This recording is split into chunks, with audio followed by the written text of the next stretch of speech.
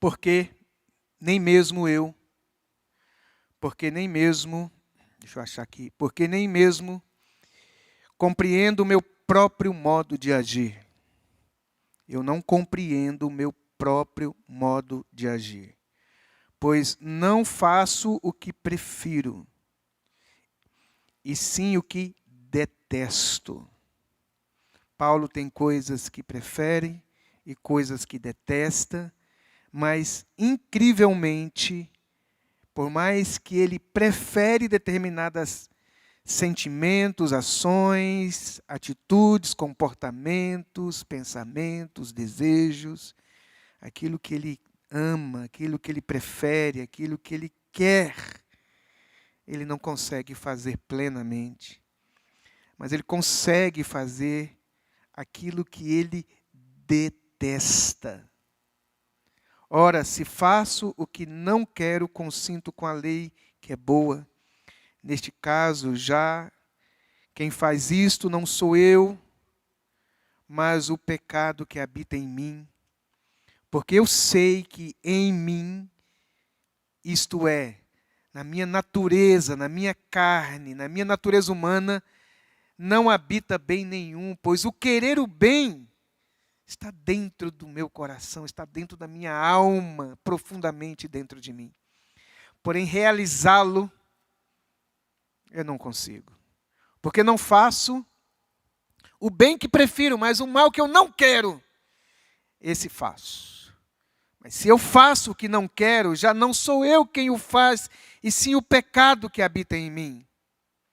Então, ao querer fazer o bem, eu encontro a lei de que o mal está em mim, uma regra. Há uma regra, Paulo está dizendo, há uma normativa nos meus membros, na minha natureza, há uma lei. Não é a lei de Deus, é uma lei em mim, que reside em mim. Porque no tocante ao interior do meu coração, ao homem interior, esse homem que nasceu de novo, tem o prazer, não na lei do pecado que opera em mim, mas na lei de Deus. Do que Deus fala, eu tenho prazer, como disse o salmista, tenho prazer na lei do Senhor, e na sua lei eu medito de dia e de novo. Mas eu percebo, eu vejo, eu noto, eu verifico, eu observo, eu encontro nos meus membros uma outra lei que faz-me prisioneiro da lei do pecado, que está nos meus membros, desventurado homem que sou. Quem me livrará do corpo desta morte? Vamos ler o 25 juntos, bem forte.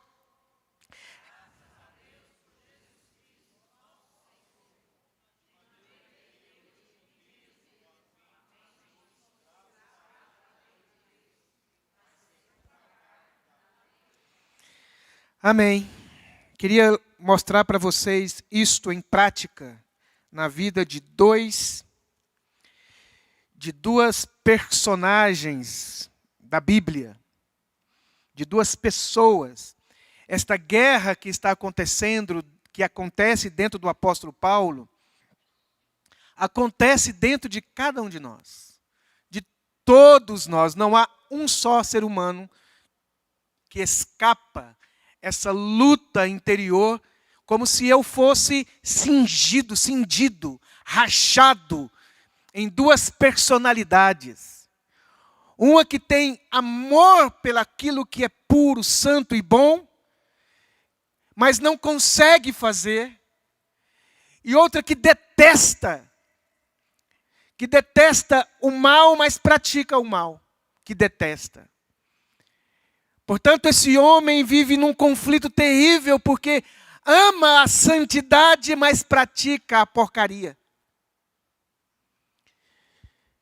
E eu quero mostrar para vocês isso aqui nessa dupla chamado Abel e Caim, Caim e Abel. Como se Abel e Caim representassem para nós nessa noite o que nós somos por dentro. Como se Caim e Abel nos habitasse. Como se Caim e Abel fosse você. Porque isso é o que o Paulo fala para a gente lá no texto de Romanos.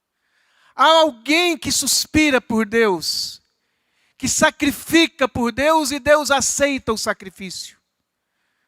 Mas há um outro que sacrifica e Deus rejeita, porque tem comportamentos rejeitáveis. Então quero ler para você aqui este episódio. Coabitou o homem com Eva, sua mulher, e esta concebeu e deu à luz a Caim. Então disse: adquiri um varão com auxílio do Senhor. Depois deu à luz a Abel, seu irmão. Abel foi pastor de ovelhas e Caim lavrador. Aconteceu que no fim de uns tempos trouxe Caim do fruto da terra uma oferta ao Senhor. Foi o primeiro a fazer isso. Antes do seu irmão, ele teve a iniciativa de trazer o culto a Deus. Ele é fruto do amor de um casal. Imagine o primeiro homem nascer, o primeiro filho da história humana. Caim é o primeiro filho da história humana. Quanto amor, quanto desejo, quanta expectativa, quantas perguntas que talvez estivessem no coração daquele casal, enquanto a barriga de Eva vai crescendo, e ela nunca viu uma mulher grávida, ela nunca viu alguém parindo, ela nunca viu um outro ser humano que não fosse os dois. Os únicos seres humanos que ela conhecia, que o casal conhecia, era um ao outro. Agora está vindo um terceiro. Como é que é? Eles nunca viram um bebê. Eles não sabem o que é um bebê. Eles não sabem como é que é a aparência de um bebê. Eles sequer sabem cuidar de um bebê. Sequer sabem que as suas mamas é o alimento do bebê. Não sabe nada. Quanta expectativa. Essa criança produziu no coração daquela mulher que vai aprender a ser mãe, que vai aprender a colher um sentimento materno que jamais sabera antes. Ela nunca foi filha de ninguém. Ela vai descobrir tudo. Ela e ele, Adão e Eva, um filho desejado. E diz que teve esse filho com o auxílio do Senhor. Eu não sei te explicar o que é isso. Auxílio do Senhor. Eu só sei que Caim está nascendo porque está sendo auxiliado pelo Senhor. E o que é a palavra auxílio? Te lembra? Ora, a palavra auxílio me lembra favor, cuidado, graça, bondade. Esse homem nasce em bondade de Deus. Ele não sabe o que é jardim do Éden, mas ele sabe que aquele colo daquela mãe é um jardim, é um Éden, é um lugar de amor, é um lugar de aceitação, de colo. Abel sabe que há um Deus acima dele e ele cultua esse Deus. Ele adora esse Deus. Abel, por sua vez, trouxe das primícias do seu rebanho e da gordura deste. Agradou-se o Senhor de Abel e de sua oferta, ao passo que de Caim e de sua oferta não se agradou. Irou-se, pois, sobremaneira Caim e descaiu-lhe o semblante. Então lhe disse o Senhor: por que estás irado e por que descaiu o seu semblante? Se procederes bem, não é certo que serás aceito? Se todavia procederes mal, eis que o pecado jaz à porta. E o seu desejo será contra ti, mas a ti cumpre dominá-lo. Disse Caim a Abel, seu irmão: vamos ao campo. Estando eles no campo, sucedeu que se levantou Caim contra Abel, seu irmão, e o matou. Disse o Senhor a Caim: onde está Abel, teu irmão? Ele respondeu: não sei. Como não? Como ele não sabe? O que aconteceu com Abel? O que aconteceu com Caim? Não sei o que aconteceu com o meu irmão. Sou eu. Sucedeu que, deixa eu ver aqui onde que eu achei. Disse o Senhor a Caim: onde está Abel, teu irmão? Ele respondeu: não sei. Acaso sou eu tutor do meu irmão? Sou eu tutor do meu irmão. Pai, me dê a sua palavra nessa noite. Quando tu falas conosco, meu Deus, nossa reação é tremenda.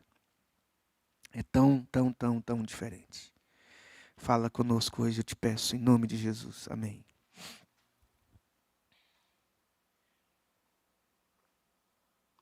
Uma vez eu ouvi a resposta de um pai para seu filho, e eu dei a mesma resposta desse pai para os meus filhos quando eles eram crianças. Eu não sei se eles lembram, provavelmente não lembram, porque eles eram bem novinhos e eles estavam na fase de perguntar.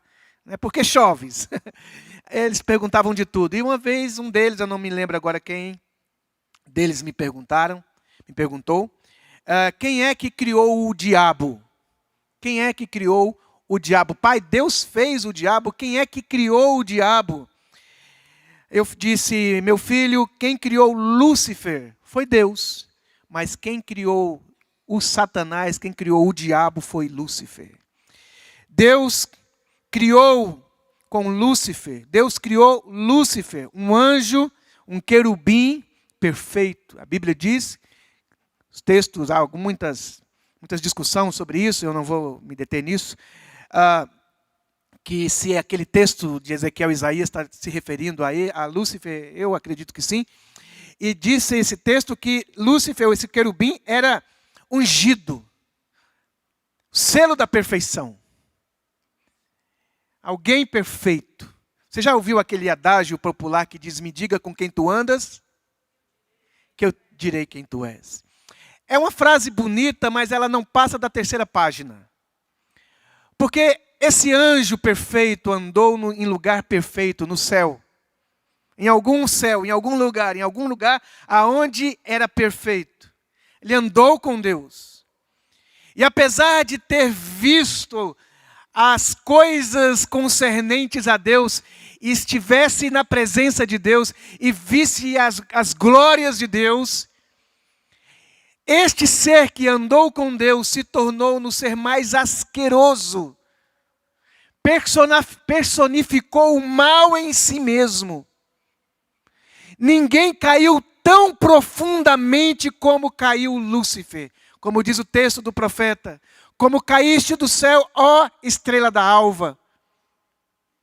E então, como é que pode esses homens históricos, bíblicos, estes anjos, apesar de andar com pessoas certas, não se tornou alguém melhor, mas se tornou alguém pior? Como é possível a gente ter tanto amor por Deus quanto nós cantamos e ainda termos a capacidade de fazer coisas horrorosas? E a história bíblica mostra esse tipo de pessoas que fizeram coisas aterrorizantes. Nessa noite eu quero falar com você sobre, eu não quero ser Caim, eu quero ser Abel. Vamos dizer?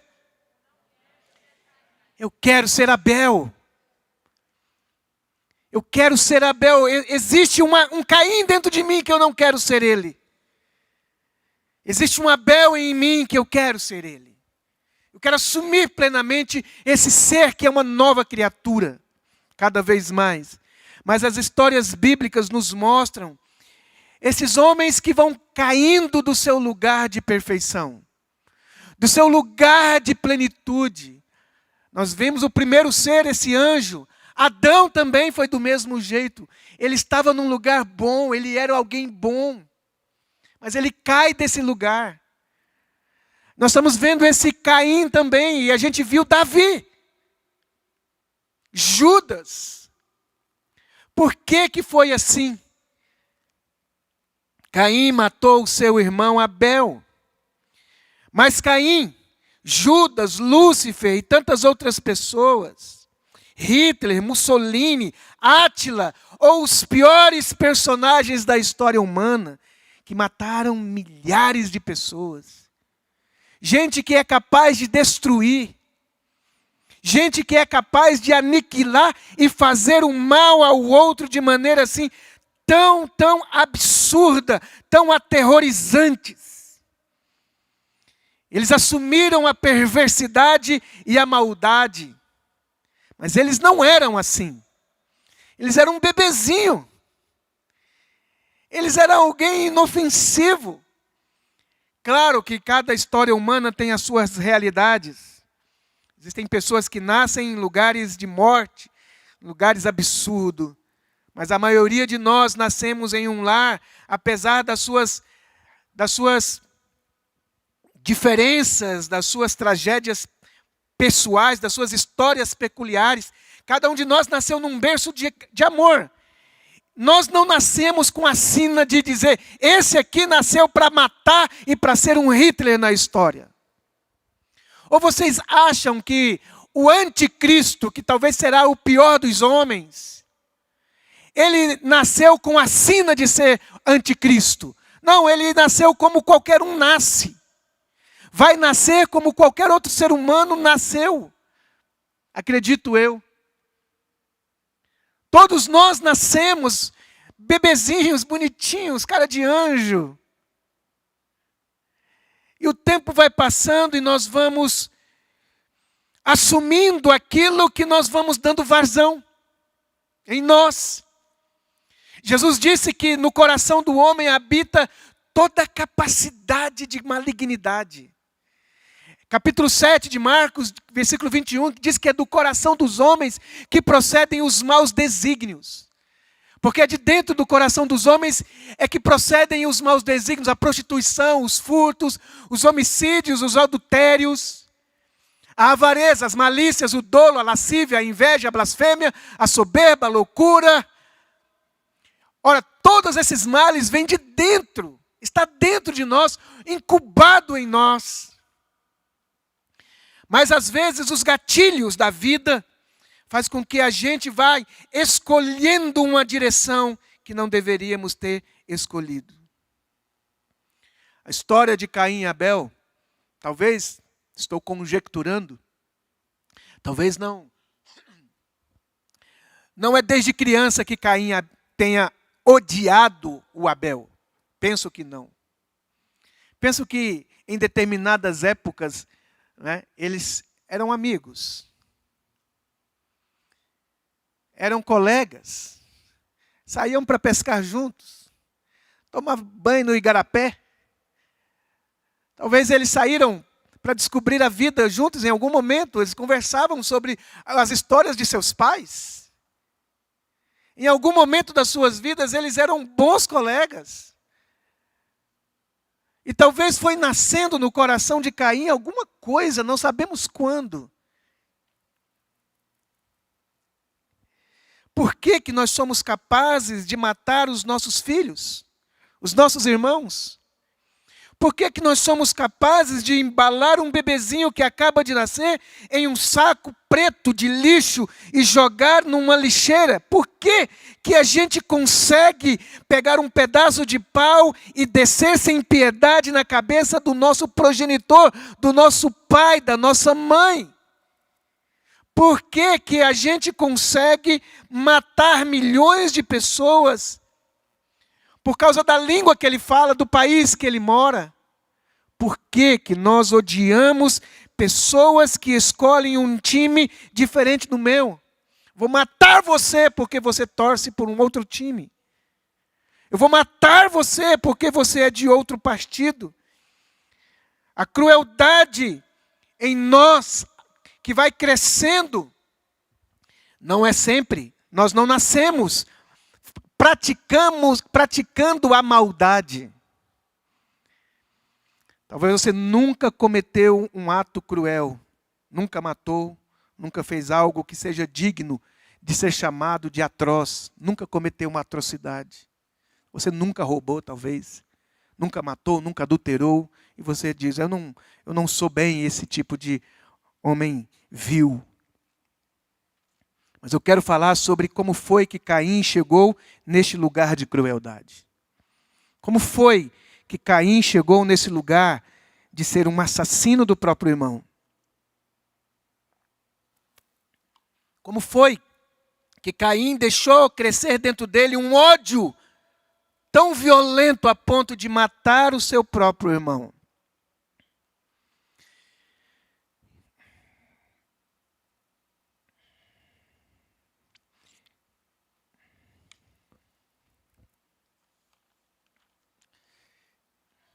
Umas coisas que eu já falei, não vou falar de novo. Então vamos aqui. Como foi que Caim se tornou um homem perverso? Coloquei aqui, em primeiro lugar, não acontece do nada.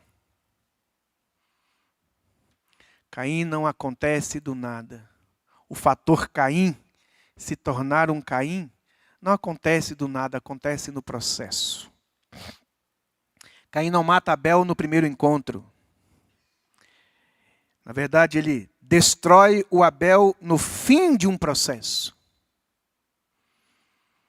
Ele vai alimentando um sentimento pequenininho, inofensivo, talvez alguma coisa que ele tenha feito, uma palavra, um gesto, uma atitude, um sentimento. Talvez nem tenha sido Abel que tenha falado alguma coisa, ou talvez foi o olhar da sua mãe sobre aquele bebê, um olhar que antigamente só pertencia a ele. Talvez foi o jeito de abraçar o Abel, que o seu pai abraçou o Abel e que talvez o Caim tivesse sentido uma saudade daquele abraço que ele já sentira antes, mas que faz tempo que ele não sente. E ele vai percebendo algumas mudanças, como um filho que na nossa casa, quando ele é o primogênito, ele é o primeiro filho, ele é o unigênito, e daqui a pouco começa a nascer um punhado. E a gente vai deixando, né? Os processos de autodestruição em nós, eles vão se tornando prejudiciais ao longo do processo, mas eles não nascem grandes. Eles nascem pequenos, são pequenas ações de desejos que vão sendo realizados e que vão matando o Abel em nós. Vai matando coisas boas em nós. Pequenas atitudes, pequenos pensamentos, e que nós vamos agasalhando, nós vamos abraçando, e eles vão nos matando. Caim vai soltando os diques de gota em gota. Já viu aqueles diques daquelas usinas hidrelétricas, né? Daqui a pouco ele precisa soltar aquilo, vai aquela quantidade enorme de água. Mas parece que a gente vai soltando gotinhas por gotinhas. Dentro de nós, sentimentos ruins dentro de nós. E nós vamos assumindo essas pequeninas coisas. É uma pequenininha frieza somada e as centenas de outras que vão vindo e nós vamos assumindo pensamentozinhos pequenininhos de não concordar, de não gostar, de não pensar igual, e nós vamos assumindo isso, mas aquilo que talvez a nossa observação verdadeira vai produzindo em nosso coração sentimentos que vai nos matando, a nossa ingenuidade, a nossa pureza, o nosso desejo, a nossa paixão.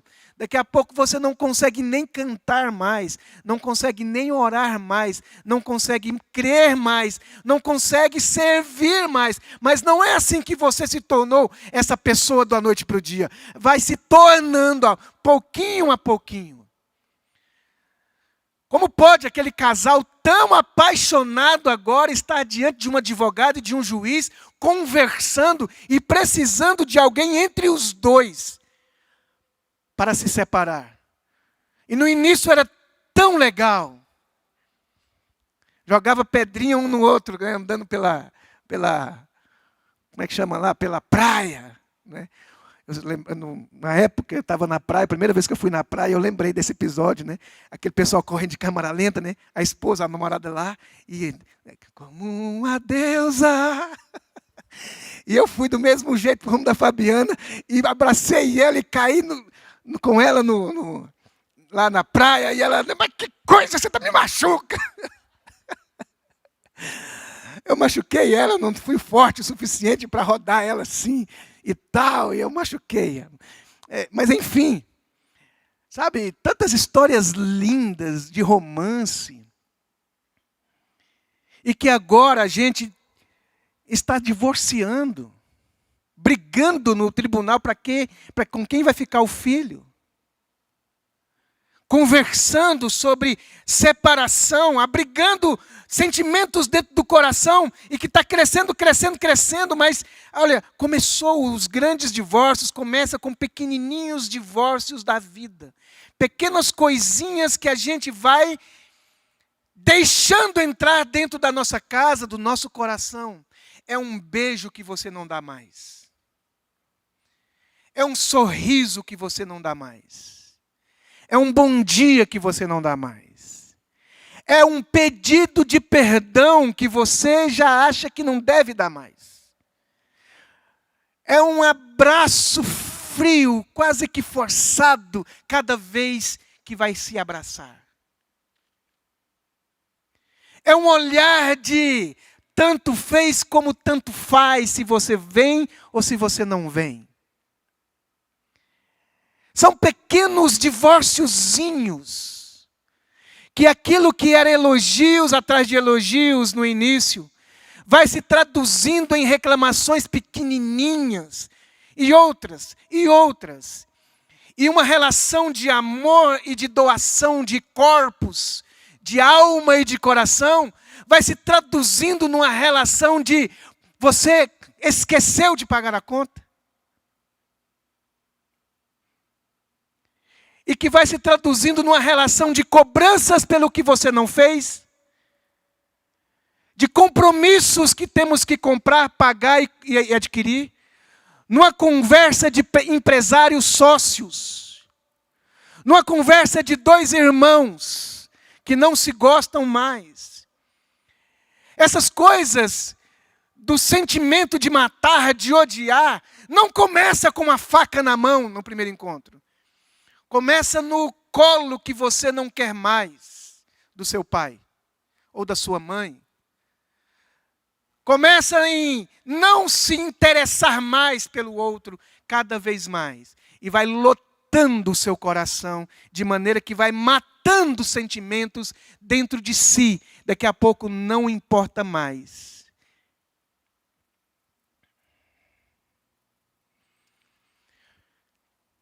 Um pequeno sentimento curtido, aceito, até que você vai dizer, haja morte, e haverá morte. Haja separação, haja ódio. Foi assim no coração de Judas, foi assim no coração de Lúcifer. Os profetas diziam a respeito de Lúcifer, que ele foi comercializando. Ele foi comercializando as ideias, indagando, conversando, admitindo. Daqui a pouco você assume que é justo você não amar mais. É justo você estar do jeito que está. E você vai assumindo alguma coisa de Caim dentro do seu coração.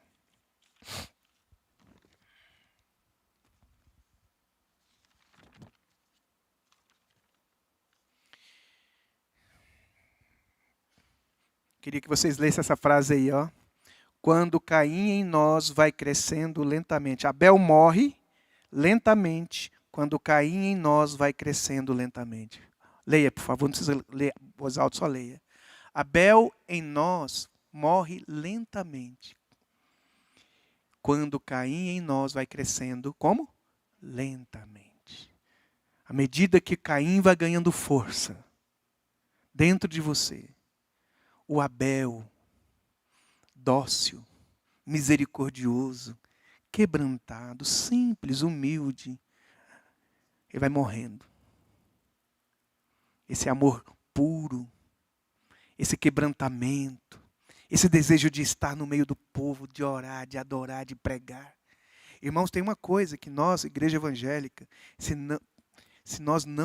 a gente não acordar, pode ser que a gente não dê conta mais de ressuscitar algo que faz parte da natureza da igreja, que é fazer discípulos. Nós estamos transformando a igreja num supermercado da fé, para que as pessoas possam vir até as reuniões, para adquirir alguma coisa que lhes interessa, sem nenhum compromisso de ficar para servir e ser luz no mundo. Daí nós, marmanjões da fé, 20, 30, 40 anos, perdemos a embocadura da evangelização, que sequer sabemos como é que vamos chegar no nosso colega para falar do amor de Deus por ele, porque a gente nem tem mais essa embocadura. Não sabemos nem por onde começar. Porque a gente vem para a igreja para sentir alguma coisa legal. E a gente sentiu hoje aqui. Mas nós não podemos ir perdendo. E o Abel, o Caim, que tem prazer nele mesmo, nas coisas desse mundo, dessa terra, vai perdendo, né? O apóstolo Paulo, pense nas coisas de cima. É o Abel, ele está pensando nas coisas da terra, o Caim. Caim não aceita. Caim não aceita a frustração em sua vida. Por que a gente vai se tornando Caim? Porque a gente não quer aceitar frustrações em nossas vidas. Caim não aceita o não. Caim não vive bem com aquilo que não deu certo. Com aquilo que ele não gostou. Ou com aquilo que não gostaram a respeito dele. Caim não sobrevive, não consegue lidar com rejeição. É como você levou um projeto para ser aprovado e ele não foi, parece que todos agora o que você fizer não será. Que só porque alguém disse não para você, não gostou, não foi legal, significa que todos os sim que ele já deu, já não serve mais para nada. E a gente fica paralisado, sequestrado nesse único não. E joga para fora o futuro de relação por conta de uma coisa que você não gostou. Como se Caim pudesse dizer, como assim o Senhor não gostou do meu sacrifício? Como assim o Senhor não gostou do meu culto? Como assim o Senhor não gostou da minha oferta? Como assim você não gostou da minha comida? Como assim você quer se formar numa coisa que eu não quero para você? Como assim você quer outra coisa que eu não quero? Como assim você não pensa como eu penso? E a gente assusta com os filhos, né? Porque os filhos vão crescendo e você tem uma voz autoritária. Não, é não. E não tem discussão, é não. Vem aqui, vem para cá. Larga isso aí, deixa aqui para cá. Mas daqui a pouco vem uma pergunta. Por quê? Aí você esquece que não é mais um garotinho de 2 aninhos que está aqui. É um rapaz de 16. É uma mulher, é uma moça de 21. Que vai conversar com você agora de igual para igual, como duas pessoas adultas. E que você não pode passar por cima. É porque eu sou seu pai. Porque você é pai não significa que mudou o conceito. E aí você vai ter que viver com pessoas diferentes. Mas o Caim não admite, não.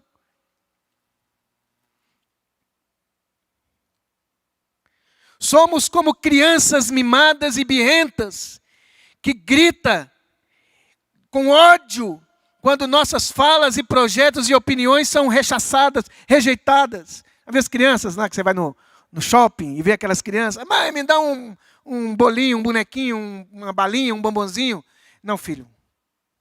E chora e grita, parece que o mundo acabou.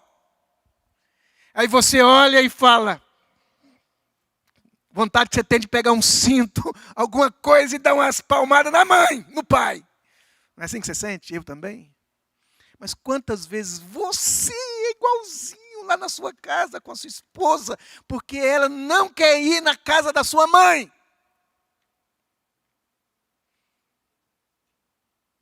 Porque ela não quer fazer amor contigo naquele dia. Também eu vou procurar as outras. Quantas barbaridades.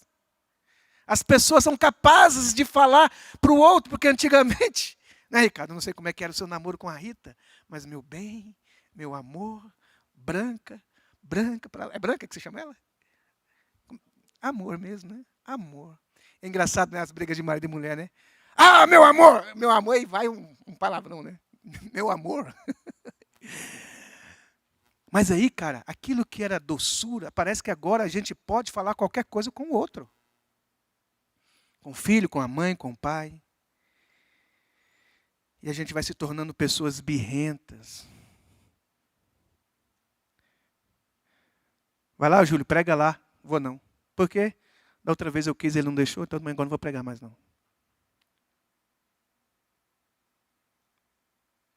Vai lá, irmão, fica na porta lá da igreja. Nem não gosto. Enquanto não der um jeito naquela igreja lá, ó, tem uns negócios lá que eu não concordo. Não. Enquanto não mudar, eu não vou. Birrento. Birrenta.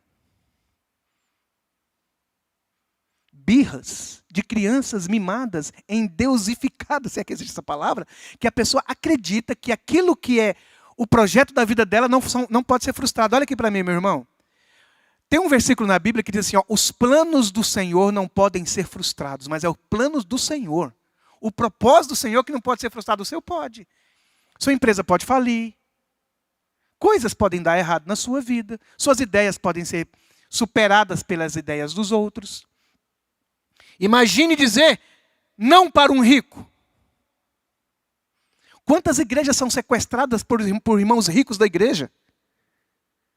Eu já vi centenas de histórias de irmãos que não podem falar as coisas na igreja, porque tem um irmão ali que dá o dízimo na igreja, e se a gente falar alguma coisa para ele, olha, ele não vai dar mais o dízimo, porque ele é um irmão birrento. Ele não vai ajudar no projeto se a gente não fizer tudo que ele gosta. Vai fazer o projeto se for do jeito dele, e se ele estiver participando, ou ela, ou qualquer irmão, qualquer irmã, pode ser pastora, qualquer um de nós. Abel ou Caim é esse homem que não aceita Deus gostar de um e não gostar da outra coisa. Tem que gostar de tudo que ele faz. Caim não aceitou frustração, nunca, nunca. Assim vamos matando Abel, doce, servo, quebrantado em nós. E à medida que esse Caim vai crescendo dentro de nós, nos tornando pessoas assim, chatas. Eu já fui um homem muito chato, mais do que eu já sou. E o Renato, né? Quando eu viajo com o Renato para os lugares, é uma benção, né, Renato? Teve uma vez que o Renato quase quis me jogar de fora do carro, mano. Todas as vezes, né, Renato? Nós estávamos acho que era no aniversário de quem? Nós fomos lá na sua casa. Que tem? Da filha do Vinícius. E aí, a gente conversando sobre um assunto, eu falei assim, senta aí, Renato. Não, já estou querendo te ir embora daqui, já não sei o quê. Mas eu já fui muito mais chato, eu já briguei por coisas teológicas. Hoje eu quero comunhão, mais do que ter razão. De tanto perder boas amizades, perder pessoas boas, por conta de saber se a cor da asa do anjo tem 2,5 metros ou 1,70 m. Qual o tom da trombeta vai ser tocada no último dia?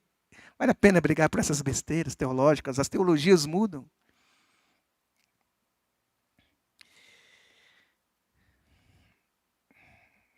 Caim, em último lugar aqui, irmãos, Caim é incapaz de lidar com o sucesso do outro. Deus gostou da oferta de Caim, mais do que Deus gostou da oferta de Abel, mais do que gostou da oferta de Caim. Queria ler um texto para vocês, para a gente ir terminando. 1 Samuel 10, 24. Olha que coisa interessante. 1 Samuel 10, 24. Sobre Saul. Olha que o profeta Samuel disse a respeito de Saul. Talvez você olhe aí, Saul? Que homem terrível, né? Mas olha o que Deus disse, o profeta disse a respeito dele. Então disse Samuel a todo o povo: vedes a quem o Senhor escolheu. Olha só, o Senhor escolheu. Escolha do Senhor. Pois em todo o povo não há nenhum semelhante a ele. A Bíblia também, né? Para passar inveja nos outros e ciúme, é braba, né? Olha aí, não tem ninguém igual a ele. Porque o povo queria também alguém que fosse o suma supra. Não sei nem falar essa palavra. Que fosse o cara, o bam, bam, bam. Eles viam as outras nações, eles queriam ser iguais. Ele queria um reizão também poderoso. E o profeta está falando, olha, não há ninguém do povo nenhum semelhante a ele. Então todo o povo rompeu em gritos, amém, que maravilha. Ficaram orgulhosos. Você já viu o nosso rei? Viu o nosso pastor? Viu o nosso irmão? Ele é o máximo. Mas olha só, capítulo 15, 28. 15, 28. Então Samuel, o mesmo profeta, brabo, hein? Então Samuel lhe disse, o Senhor, falou para Saul, o Senhor rasgou hoje de ti o reino de Israel e o deu ao teu próximo, que é o quê? Melhor do que tu. Ah, mas Saul não gostou disso. Como melhor do que eu? E o povo também, né? Fizeram até uma musiquinha. Saul matou seus milhares, mas Davi os seus 10 milhares. Saul matou milhares, mas foi 10 milhares. Saul matou milhares, mas Davi foi 10 milhares. É, Davi! Aí, né, a hora que Saul aparece, o povo aplaude, né? Mas a hora que Davi aparece ali na pontinha do palco, o povo vibra e grita e joga as cadeiras para cima. O Saul dá uma olhada para Davi e fala: esse grito é para mim. Essa honra aí deveria ser minha. Esse respeito, esse carinho, eu sou o rei desse povo. Sou eu que delibero leis para eles, sou eu que coloco comida aí, eu que sou o rei desse povo, eu que estou na justiça aqui desse pessoal, eu que delibero as coisas. Quem é esse gurizinho? Chegou agora, já quer sentar na janela? Tudo aqui, não falou nada. Davi, Davi. Você é o cara, Davi. Mas por dentro ele quer matar. Ô pastor, irmão querido. Mas por dentro, uma inveja latente, um ódio. Ou então segurar na mão da colega, do amigo, e você quase que engole naquele aperto de mão a mão da moça e do rapaz. Aquele desejo de engolir o outro. São cobiças terríveis desse homem que não consegue aceitar que exista pessoas melhores do que ele. Pessoas mais bonitas do que você. Mais capaz do que você. Mais inteligente do que você. Ou mais inteligente do que seu filho. Mais inteligente, mais bonita do que sua filha. Ou você não aceitar que alguém menor do que você esteja numa posição superior à sua. Esse é o Caim. Um Caim que também não consegue enxergar a si mesmo. Deus disse para Caim assim: se procederes bem, serás aceito. Nessa noite eu quis lembrar você como é que se torna um Caim. De tudo que eu gostaria que você levasse para casa, se fosse possível colocar isso no seu coração, eu diria assim: cuidado com as pequeninas coisas inofensivas, mas que são venenos para o seu coração. Pequenos comportamentos em que você acha que é desnecessário. Uma oração, um jejum, leituras bíblicas, estar entre os irmãos, pedir um perdão por coisas que você acha que é banal, dizer eu te amo, dizer obrigado, confessar os seus pecados para alguém confiável, falar dos seus dilemas para alguém confiável, falar dos seus medos com alguém confiável.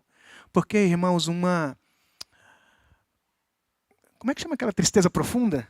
Uma depressão não começa assim, eu acho. Eu não sou médico, eu não sou psicólogo, eu não falo como um cientista.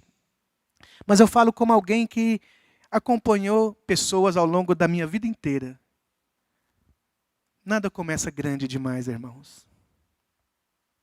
Começa pequeno.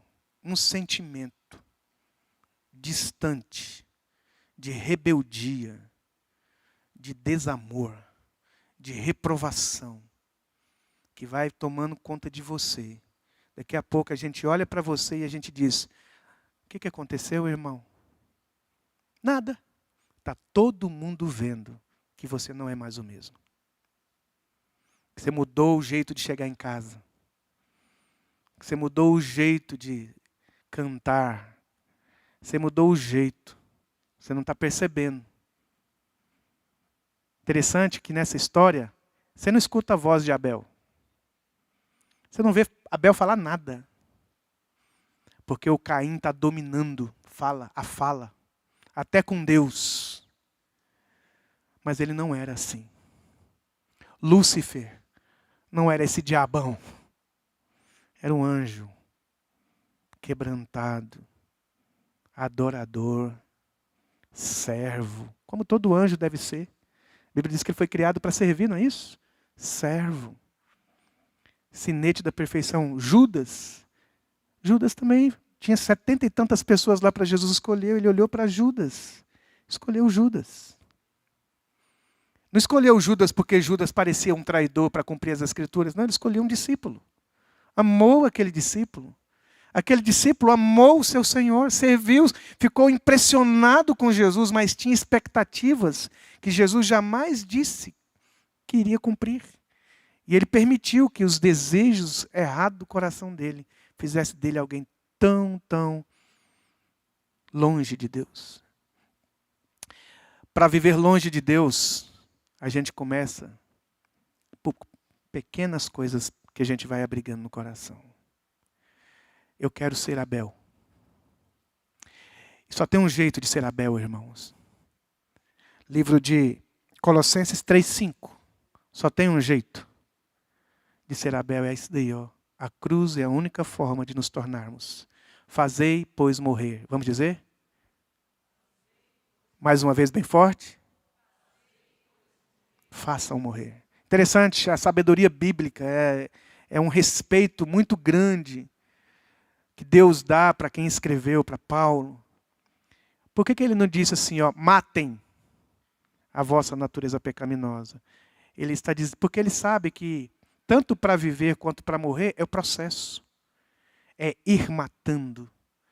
É fazer que morra toda vez que quer viver.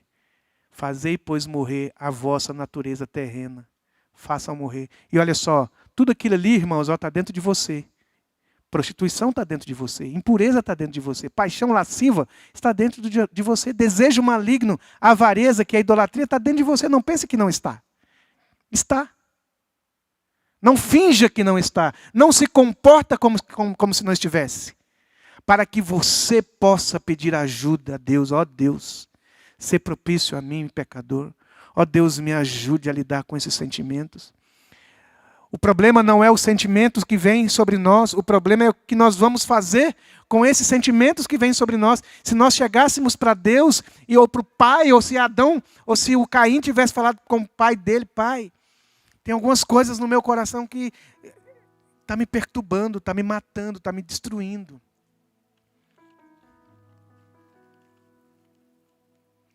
Talvez algo simples da sua espiritualidade que você acha que é insignificante, como chorar. Ah, chorar é da alma. E a alma faz parte de você. Chorar faz parte de você. Deus te deu lágrimas para você chorar. Você chorar num culto. Quanto tempo faz? Por que você não está chorando mais? Por que você não está conseguindo mais ler a Bíblia? Por que você não está conseguindo mais se impressionar com as pregações? Talvez um Caim está querendo surgir em nós, irmãos. Ora, eu vou dizer para você, querido, eu não sou um tolo da fé. Vou dizer uma coisa para você com toda a sinceridade do meu coração, sem querer ser arrogante. Já li centenas de livros, irmãos, mas foram muitos livros ao longo da minha vida. Desde livro ruim a livros que eu pensei, isso aqui tinha que estar na Bíblia, tanto que é bom esse livro. Já li algumas vezes o mesmo livro, anotei, risquei, fiz resumos de livros e livros, apostilas. Olha, frequentei seminários, eu sentava assim, quando não tinha lugar para eu sentar, eu ficava perto da caixa de som. Antigamente, os congressos que a gente ia, aquelas caixonas de som enormes, eu ficava lá assim, eu pegava meu caderninho e ficava lá, um adolescente de 17 anos, 18, 19 anos. Minha história com Deus. Já passei a noite orando muitas vezes sozinho, com igreja. Já fui visto no quintal da minha casa muitas vezes com a mãozinha levantada no escuro. Minha mãe acordando de madrugada. O que esse menino está fazendo ali, meu Deus do céu? Eu ali com aquelas mãozinhas levantadas, dizendo, Deus, eu quero te ver. Deus, toca o meu coração. Deus, usa a minha vida. Eu orava tanto para Deus colocar unção na minha boca, que um dia um primo meu sonhou comigo que tinha esses caminhão-pipa. Às vezes caminhão-pipa. E um cara chegou perto de mim assim, abriu aquele negócio de caminhão-pipa e era óleo. Ele disse que ele via aquele óleo, não sei se é verdade, ele disse para mim. Aquele óleo assim, na minha boca, assim, de um caminhão-pipa.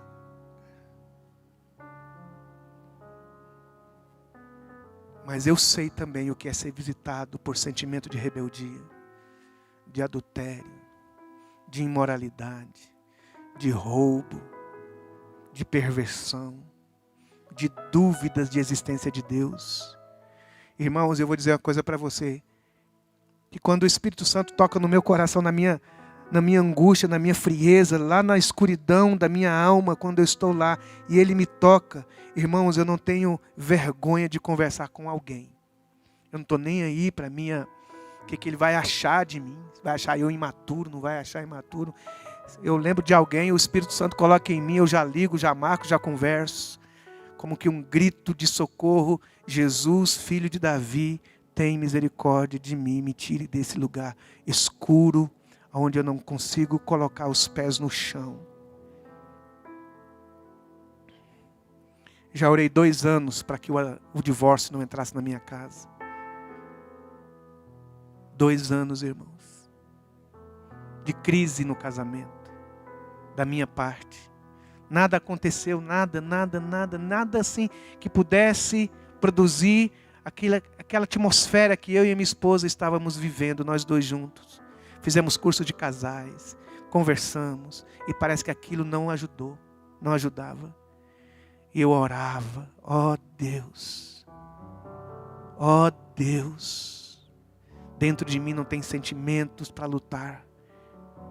Meus desejos é de fugir, de abandonar. Ó Deus, eu tenho uma igreja, eu tenho uma família, eu tenho os meus filhos, mas hoje isso para mim parece que não está valendo nada. Dentro de mim, tudo que vale é o que eu detesto, Senhor. Mas está muito saboroso isso. Oh Deus, quantas vezes eu tive que ajoelhar no chão e não ter nada que falar e só dizer: tu sabes por que eu estou aqui. A história de um servo que quer ser Abel não é uma história que não tenha lágrimas, renúncia, cruz, choro, grito. A nossa história na presença de Deus é uma história de verdade, de tripa, de rins, de interior vasculhado, exposto à presença de Deus e aos filhos dos servos de Deus. Já vi minha esposa lutando pelo casamento, pelo amor dela por nós. Muitas vezes sozinha. Colocando textos na parede. Para lembrar a ela de uma verdade que talvez ela não estava sentindo. Eu e ela temos mais, talvez algum, acho que tem 30, não sei mais. Eu não sou bom de matemática. Estou fazendo matemática, mas eu sou péssimo. Mas 30 anos que nós estamos juntos não é de graça. Não é assim: ai que delícia, só mares, flores e jardins. E eu fico assim, maravilhado de ver casais que tudo dá certo para eles, tudo é maravilhoso, tudo é bonzinho. A minha vida é mais que entre tapas e beijos. Amor e desejos. Mas nos últimos anos, eu e a minha esposa temos vivido uma vida de adultos, de delícias. Como diz o texto, as primeiras coisas passaram, eis que tudo se fez novo. Persevere, meu irmão. Persevere, minha irmã. Você, moça, persevere em esperar o seu rapaz. Persevere na santidade, rapaz. Lute por isso com dores dentro do seu coração. Persevere, meu querido, com o seu casamento. Lute por seu casamento. Lute pela sua família. Lute pela sua igreja. Lute pela sua fé. Lute por aquilo que é santo, justo e bom. Lute. Porque, sabe, não há noite que não seja vencida pelo raiar do sol. Não há escuridão, por mais densa que seja, que não seja vencida por aquele sol maravilhoso da justiça, que vai brilhando na sua vida, iluminando o seu coração e fazendo você sentir o prazer do perdão, o prazer de novamente fazer canções, o prazer de novamente fazer poesias, o prazer de pregar novamente. Eu estou falando de mim agora. Quantas vezes para fazer música para mim era uma coisa, uma sentada, depois, Jesus, cadê? Lembra-te, pois, de onde caíste. Arrepende-te. Volta às práticas das primeiras obras. Quantos aqui querem ser Abel? Fique de pé. Abéis, meus irmãos queridos.